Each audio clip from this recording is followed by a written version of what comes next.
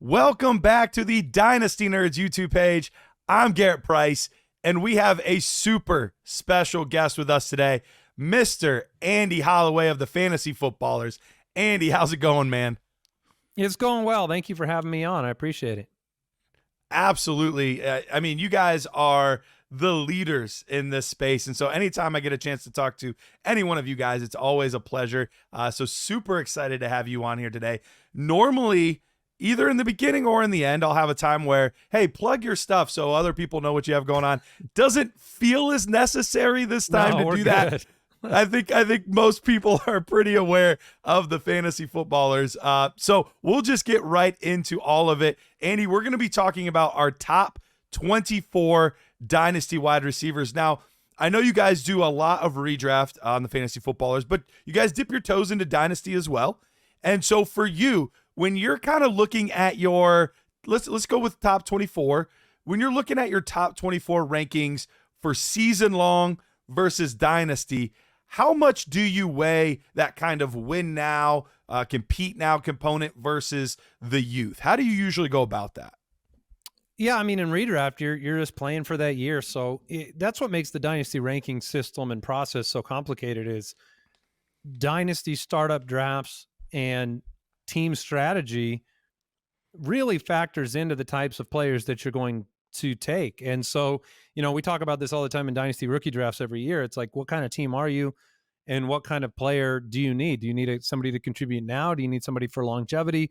Do you take a position grouping that has a short shelf life versus a longer shelf life because you're competing today?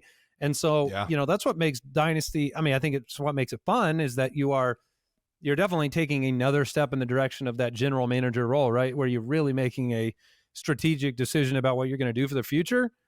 And so, when you put the Dynasty rankings together, that's where it gets complicated, right? Is where does a player like Tyreek Hill fit into the equation where you're going to get top tier production for a 2-year window probably, but you don't know what the history or what the next few years will be. And then you've got young players like Marvin Harrison and Rome Odunze, where you're like, okay, the future's bright, but it might not be bright today. Yeah, no, that's a great point. And that is where it's hard. And that's where you'll see a lot of variance in people's Dynasty rankings. You can tell the people that are a little more focused on the win now and people that are a little more focused long-term based on where they rank some of these players. And in Dynasty for the past 2 or 3 seasons, the top spot was easy. It's for wide receivers, it's Justin Jefferson. No questions asked. He's the top guy. This year feels a little more complicated at the top. So, Andy, for you, is it still Justin Jefferson, or have guys like CeeDee Lamb, Amon-Ra St. Brown, Jamar Chase, are they creeping up there to where Justin Jefferson is? I think for fantasy, we love to see the clear future. And because of the quarterback situation in Minnesota, and maybe fatigue of ranking him the same way, there's a temptation to pivot.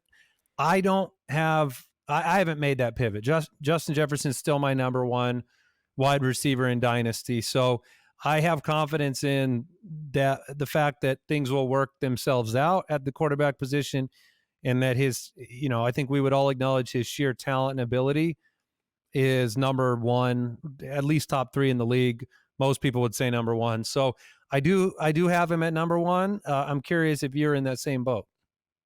I am. I have been a little slow to move off of this, and it is tricky. Yeah. Anytime you get a rookie quarterback in there, there's a little apprehension about that. But when you look at how consistently good he's been, and even last year with the injury, when he was healthy, he was dominant. So there's no question about his dominance. It's just truly a question about the quarterback. But I think he's such a high transcendent level talent that it's not going to matter. I still think he's going to be a top 3 guy year in, year out for the next 5, 6, 7 seasons. So for me, I have it Justin Jefferson, CeeDee Lamb, Amon-Ra St. Brown, and then Jamar Chase.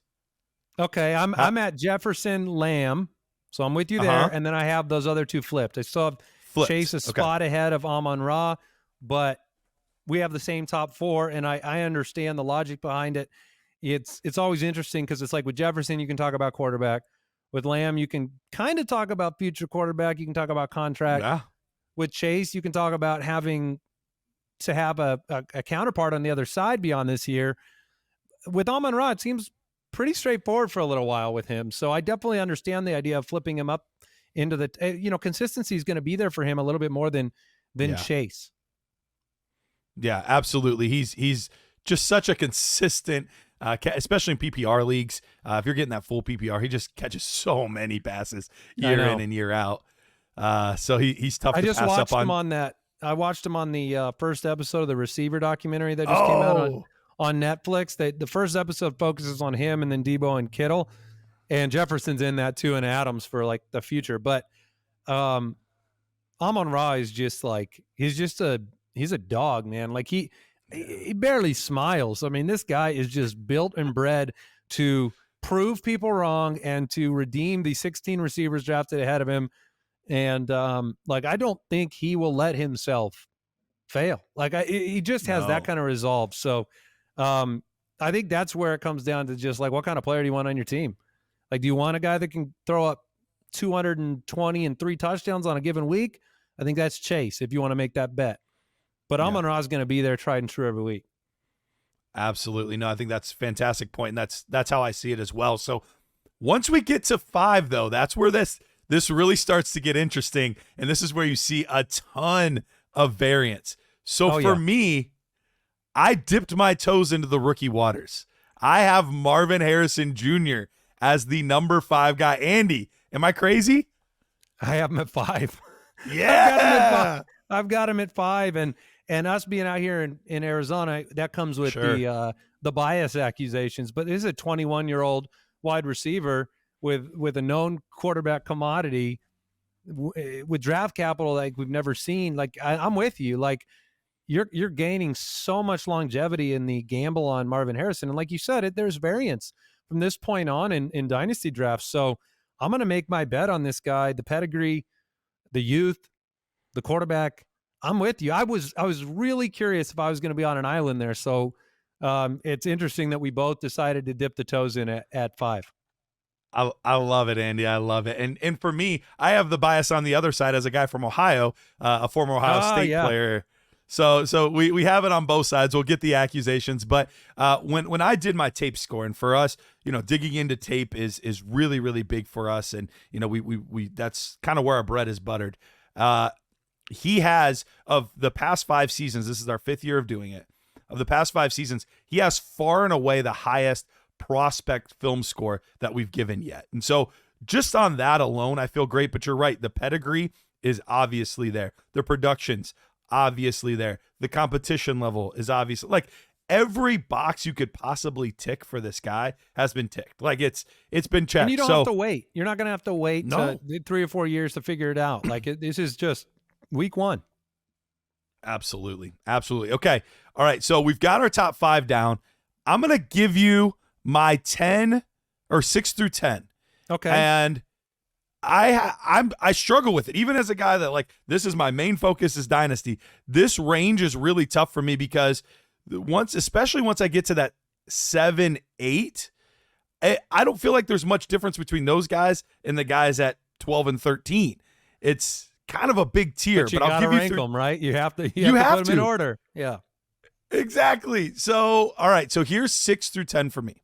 Okay. AJ Brown. Okay. Garrett Wilson. Got it. Jalen Waddle. Okay. Malik Neighbors. So the second rookie. And then Michael Pittman Jr. Okay. So first reaction for me is that the Waddle and Pittman I don't have those 2 guys this high.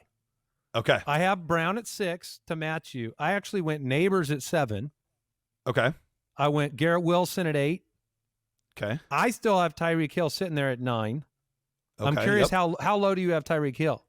So Tyreek Hill, I have him at 15. So I have him a little bit lower than you. I would see Tyreek on a wide range of where people want to put him. And then I have Puka Nacua at 10. Okay.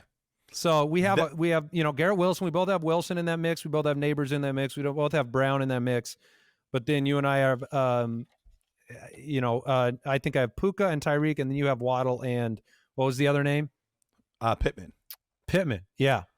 Pittman is a player that I've had a hard time embracing over the years, but obviously the fresh contract I'm assuming that comes with a tremendous amount of confidence on your side in Anthony Richardson. Yeah, it does. Last year he finished as wide receiver 13 overall on the season, so just missed that top 12 mark. You're right, he got that new contract.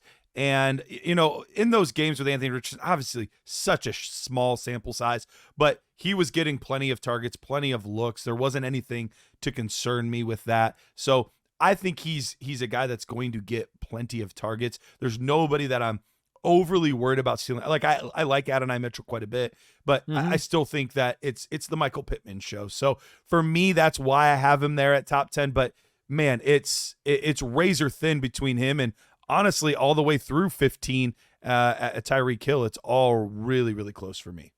Yeah, I get it. And it's you have to make your bet, right? That's part of the process in Dynasty is putting the chips in on certain players over other players based on so many factors. Pittman, for me, is he's been a producer. I still am not personally convinced he's an alpha, like the alpha type of wide receiver that's going to take over a game. I think he's I actually look at him, I guess, a little bit like Amon-Ra, which we have ranked super high. But Sure. But from a profile of like, he's going to be reliable, but we'll see if he can be a touchdown scorer the rest of his career. No, I think it's a very fair point. And yeah, there's obviously, he's a guy that has not been a wide receiver one yet. We've seen a wide receiver, Right. I believe it was 17 season. And obviously the past season was wide receiver 13. So good years, but He's we're still kind of older. waiting. He's a little older too. Yep. Compared Yeah. to He was, few of the names. He's almost 27, I think. yeah, he was in that same class with Justin Jefferson, T. Higgins, all of those guys, CeeDee Lamb. He was in that class. So let's get 11 through 15. Obviously, we've already alluded to it. So I have it as Devonta Smith, Drake London, Puka Nacua, the third rookie receiver in Rome Odunze, and then I have Tyreek Hill. And the one that I know I'm always lowest on is Puka Nacua. I'm having a hard time buying in. I know you have him inside your top 10. The part that has me hard, like it's hard for me in Dynasty with Puka because we've seen this before where Sean McVay is such a genius, a genius. And Matthew Stafford, for being older, and I get all that, he is still a very, very good NFL quarterback. So my issue is if Sean McVay finally does retire, there's been rumblings about that for years now, that he might move on, retire. If Matthew Stafford decides to retire, is it the scheme and the quarterback, or is it the player? And I think that's where I'm having the hardest time with. And also, I expect Cooper Kupp to be back, and I know that they played well together, but Puka's biggest weeks were early on with Cooper Kupp gone. So that's where I struggle. So for you had him, what'd you say, like 8 or 9 for Puka? He's at 10. He's at 10 for me. Okay. Yeah. So we're not super far apart No. at 10 to 13, but he's a tough one for me to rank. I think I'm probably the lowest on Puka on this show for the reasons that you mentioned. In Dynasty, to put up the numbers that he did, 23 years old, I have those same questions. I doubt we see a season like he just had ever. It's like, I think of Anquan Bolden, and he had, I think it was one of his best seasons was his rookie year, and he didn't repeat certain numbers. So like that happens. Another name that came to mind when you were talking about Puka and the situation was like, Michael Thomas. It's like it was Michael Thomas's big years, a product of the Breeze, Peyton combination, perfect time, perfect place. And then when something gets disrupted, it goes sideways. I think that his range of outcomes long term, I understand not buying in because you're not talking about a player that was a first round pick that got, that produced those numbers that you feel like are just locked and loaded for 15 years. I think there's a little bit of doubt, but I do have him at 10. I went Olave at 11. I have Brandon Ayuk at 12. I have Devontae Smith at 13. Waddle, who we talked about earlier, at 14. And then London, who's in your top 15 as well. I have him at 15 on the dot. Okay. So Odunze, I'm a couple spots away on Odunze, but I'm close. He's at 17 for me. Okay. Well, I have Ayuk and Olave at 16 and 17. So right there. Right there. Yep, right there. And then I have Smith, I think you mentioned in your top 15 there. I have him at 11. So we're not far off, but this is the fun part about these dynasty rankings is, what's the reason in a startup that you would take this guy in the second round or the third round versus taking this guy? And those have huge ramifications on your team when you're looking at age, current production, long-term production, injury, like all of these things. One, especially early on in your drafts, in your dynasty drafts, you make a mistake in the first 3 rounds, that really sets your team back. Oh yeah, when we did some dynasty startups a few years ago, it's like you go back and reflect on those drafts, and the teams that whiffed on those top 3 round picks, they suffered for a long, long time, and that's where that like Tyreek Hill discussion from earlier, or even like Neighbors, Adunze, and even Drake London to a degree are riskier bets, I think, than going with the A.J. Browns of the world, Tyreek if he gets mixed in there, and some of those other bigger, Waddle and Devontae Smith, we have seen elite play from, and maybe they never mature into something bigger than what they are, but you know what they are. Those other guys are bets, and so you win the bet, you win the prize, you lose the bet, you're rebuilding again. Yeah, no, the fantastic points, and I think so that's the hardest part for a guy that is a dynasty guy. I love the prospects. We fall too much in love with what could be and the future of what could happen with these players, where often it's those guys that you can flip a second round pick for that are going to give you 2 years of production, as opposed to just taking a flyer on a second round pick. And sure, maybe it'll hit, but what are your odds? 30% that you're going to get a player that's actually a valuable piece of your team for a long time versus a guy that's going to give you wide receiver 2 production for the next 2 seasons. So I think sometimes us dynasty players need to have a little bit more of a redraft mentality than we typically do. Well, and I think if you do have that mentality, you take advantage of the other 9 guys or 11 guys in your league that are looking to the long view, right? You get an opportunity to capitalize on those first few years. I love doing that as a strategy. I've got a dynasty team that is so long in the tooth, but it's the best team in the league every year, and it gets mocked every year for being old. Last year it's like Mike Evans and Raheem Mostert and Keenan Allen and Alvin Kamara, and it outscored everybody in the league by like 500 points, but it's still made fun of as like, you don't know how to play dynasty. I'm like, I'm winning 9 years in a row. I'm winning. I'm not selling this out. Like sometimes we bail too early. So it is a, if you're always playing for the future, you never win today. So it's a balance. Absolutely. Yeah. You see those teams that are constantly rebuilding. And even the best dynasty managers with top 6 picks, you're hitting 60 to 70% of the time with a top 6 pick. Not to mention the back half, you're looking more 50-50. And like I said, second round, you're hoping for 30%. Like those odds are tough to hit on consistently. So it can be really difficult. So let's get to the back end here of our rankings. So Andy, why don't you give me 16 through 20 who you have there? 16, I actually have Nico Collins, fresh off that contract, attached to CJ Stroud. I've got Rome Odunze at 17. I got Metcalf sitting at 18, DJ Moore at 19, and Tank Dell at 20. Okay.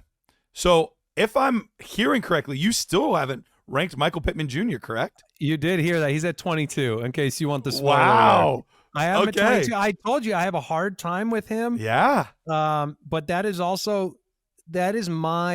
the lowest in this office on the Anthony Richardson guaranteed situation. Like, I feel like this has been the summer of Richardson. So I still have hesitation there.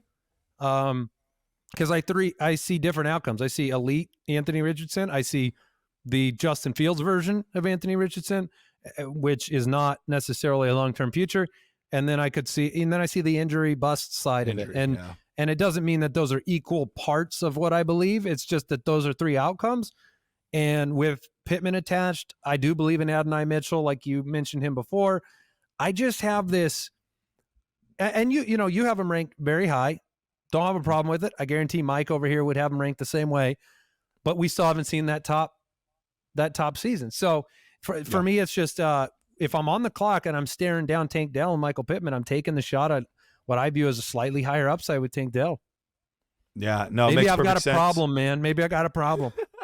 Yeah, he is. He's one of those guys where, you mentioned it before. You can count on him. You know he's going to be steady. I don't see any scenario outside of major injury where he's not a top 24 receiver for at least the next 3-4 years. But it's a question of how far into that top 12 does he get? And I think that's really where you kind of have to weigh that and how important is that to you. So for me, 16, 17, I mentioned it before, Brandon Ayuk, Chris Olave, those two guys. So not far apart from where you have them. You have them top 15. I have them just outside.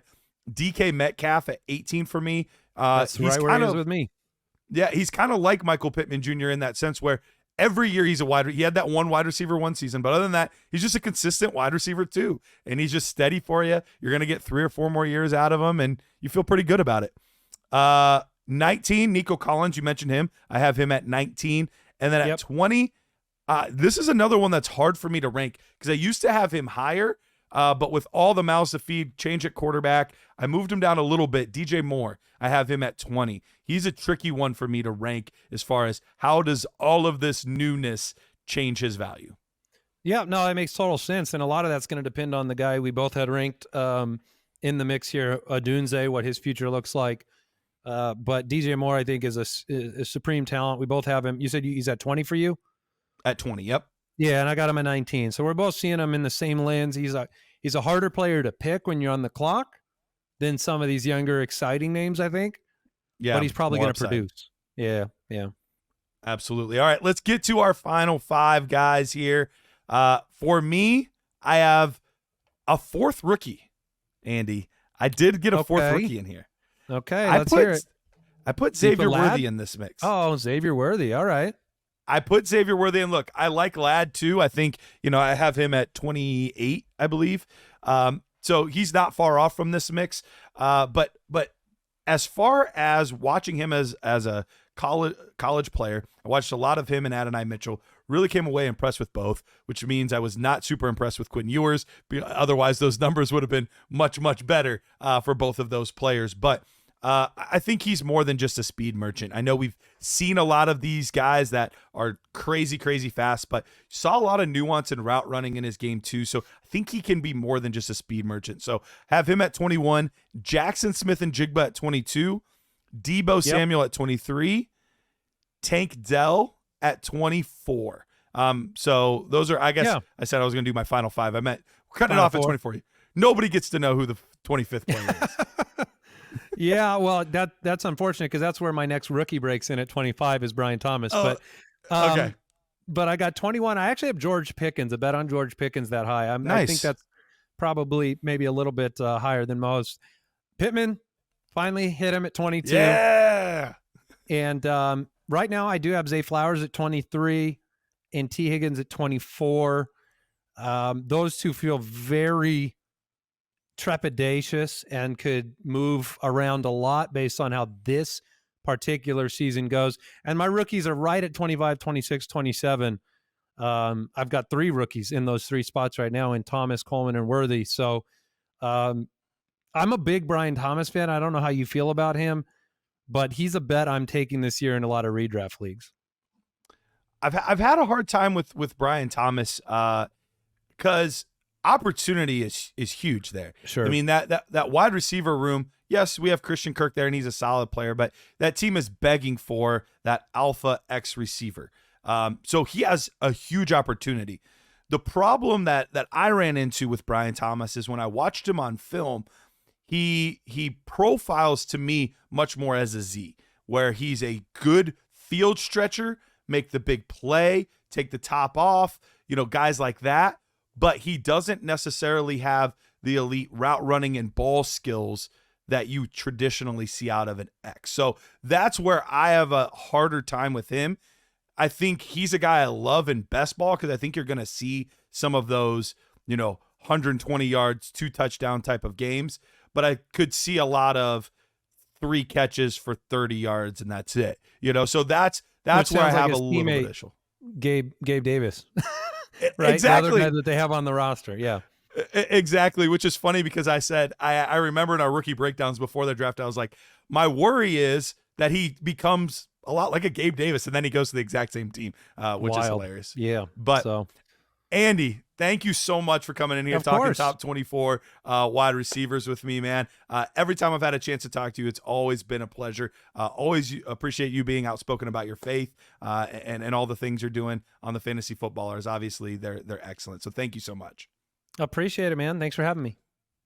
Awesome. Well, thank you guys for tuning into this episode. We have a lot more things coming, including something I'm very excited about, the top 100 fantasy players of the 2000s. We're going to go 10 straight days breaking down all the way from 100 to 1 top 10 guys of the 2000s coming up soon. So stay tuned here.